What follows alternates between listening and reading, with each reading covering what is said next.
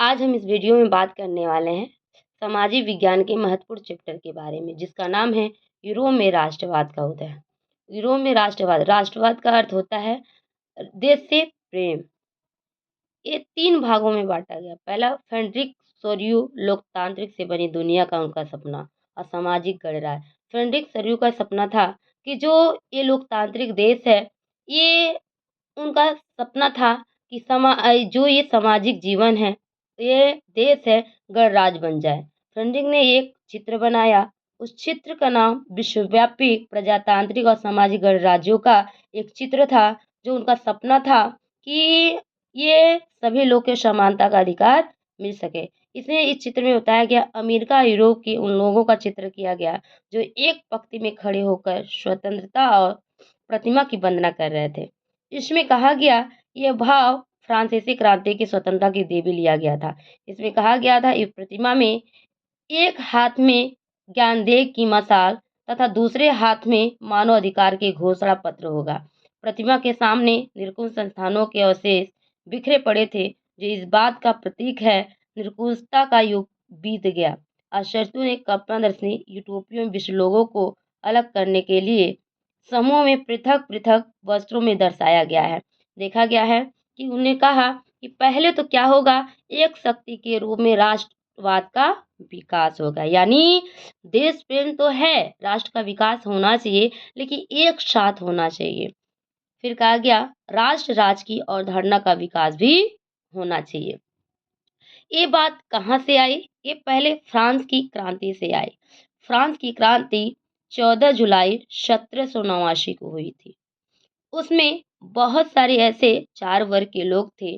पहला, पादरी वर्ग के लोग, कुलीन वर्ग के लोग, मध्यम वर्ग के लोग, साधारण वर्ग के लोग यहाँ पर अपना जीवन व्यतीत बहुत दयनीय दशा में कर रहे थे। वहाँ पे देखा गया ये क्रांति होने का मुख्य कारण क्या था? सामाजिक कारण, आर्थिक कारण, धार्मिक कारण, बहुत सारे ऐसे क्रांति होने का कारण था। इसमें लगभग दो 200 वर्षों तक ये शासन चला। अब 5 शासकों ने मिलकर के राज किया। वो कौन सा शासक चल रहा था? बूर्बो वंश चल रहा था। ये हम जानते हैं, जब ये विचारधारा आई उस समय राष्ट्र की भावना की रचना देखते हैं किस तरीके, जब क्रांतिकारियों ने लोगों में एक साझा पहचान की भावना स्थापित करने के लिए कई कदम उठाए। उन्होंने कुछ निम्नलिखित बातों को रखा।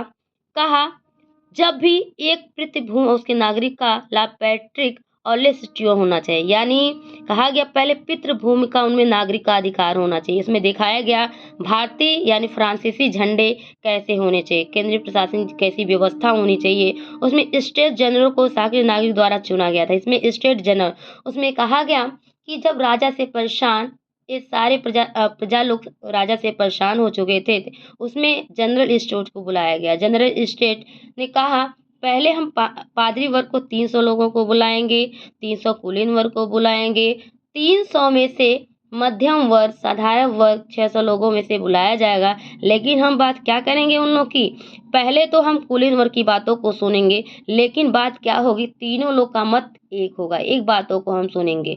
और कुलीन वर्ग की बातों को हम एक बातों को सुनेंगे, लेकिन साधारण वर्ग जो मध्यम वर्ग के लोग होंगे उनकी बातों को, प्रत्येक लोगों की बातों को हम एक को सुनेंगे। इसलिए जनता खुश हो और जनहित की प्रक्रिया में नारी की भूमिका निभाने लगी।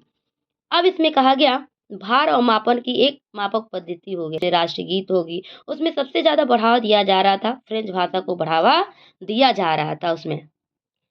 अब हम बात करने हैं नेपोलियन के बारे में। नेपोलियन 1799 राजनीतिक शक्ति प्राप्त कर लिया। उस समय 1804 से लेकर 1815 तक ये युद्ध के लिए लड़ा। नेपोलियन कोड सिविल कोड नियम कानून लागू किया गया। नेपोलियन कोड क्या था? एक सिविल कोड क्या था? नियम, एक कानून था, जिसमें कई पॉइंटों के आधार पे बात किया। जन्म के आधार पर विशेषाधिकार समाप्त कर दिया। यानी आप लोगों ने 9th में पढ़ा होगा और उसमें समझाया भी गया होगा कि उसमें बताया जा रहा था कि जो पादरी वर्ग के लोग थे उनको जन्म सिद्ध अधिकार प्राप्त था। उनको कर न देने का, कर न लेने का कोई तरह अपना वैभव जीवन व्यतीत करते। वही बात कुलीन वर्ग को भी था। कुलीन वर्ग न तो कर ले सकते थे न कर दे सकते थे। ठीक है, ये अपना वैभव जीवन ये भी व्यतीत कर रहे थे। लेकिन मध्यम वर्ग, साधारण वर्ग ये ऐसे लोग थे जहाँ पर कर न लेने का अधिकार था, लेकिन कर देने का अधिकार था। तो अपना जीवन कैसे दुखी जीवन व्यतीत कर रहे थे। तो ये जब कानून बना तो विशेषाधिकार समाप्त कर दिया और कहा गया सबको समानता का अधिकार मिलना चाहिए। अब कहा गया नागरिक को समान हैसियत प्रदान किया गया। अब जो नागरिक थे उनको जो समान हैसियत थी उसको प्रदान किया गया। अब कहा गया संपत्ति के अधिकार को पुख्ता किया गया, यानी जो भी संपत्ति किसी का होगा चाहे वो स्वामित्व के मालिक होंगे, उनको जब भी दिया जाएगा तो ये संपत्ति के मालिक को उनका अधिकार दिया जाएगा। फिर आया यातायात और संचार के साधनों का निर्माण। इसमें बहुत सारे यातायात का संचार के साधनों का निर्माण हुआ। फिर समानती व्यवस्था को खत्म कर दिया गया। जो भूमि किसी किसान के पास ज़्यादा होती थी तो उसमें व्यवस्था जो खत्म कर दिया गया। दासता और जागीर को खत्म, पहले दास प्रथा हुआ करती थी, ठीक है, इस चीज़ को खत्म कर दिया गया। एक समान कानून और मानक पद्धति अपनाई जाएगी, इस चीज़ को देखा जाएगा। अब हम बात करते हैं यूरोप में राष्ट्रवाद का निर्माण कैसे हुआ।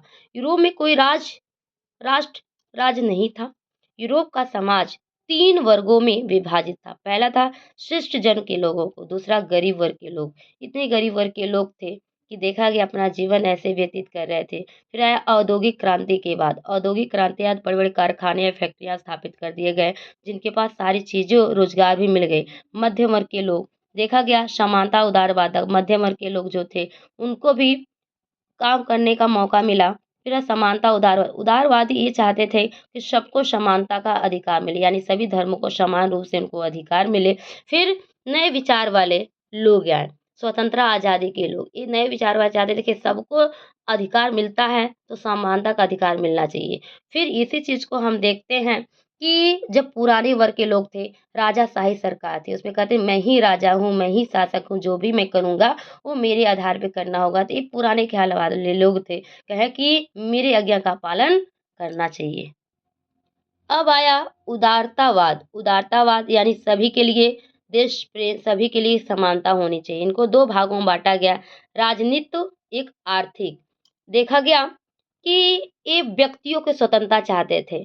दूसरा कानून से पहले समानता चाहते थे, सहमतिशील सरकार चाहते थे। आर्थिक बाजार की स्वतंत्रता चाहते थे, राज्य में कोई प्रतिबंध बंद होना चाहते थे। अब इसी में कहा एक बाधा समाप्त कर, व्यापार बाधा समाप्त कर दिया गया, जिसमें मुद्रा 30 से घटाकर 2 कर दिया गया। जिसमें देखा गया 1815 के बाद एक नया रूढ़िवादी एक नया कानून बना, जिसमें उस समय देखा गया कि सन 1815 में इसको एक स्थान मिला जो नेपोलियन को पराजित कर दिया गया और वाटरलू की लड़ाई में इनको समाप्त कर दिया गया। तो रूढ़िवादी चाहते थे कि सभी धर्मों को एक समान अधिकार न मिले, महिलाओं को अधिकार मिले। ये पुरानी परंपरा का पालन करने वाले थे, राजाशाही पे विश्वास करने वाले थे।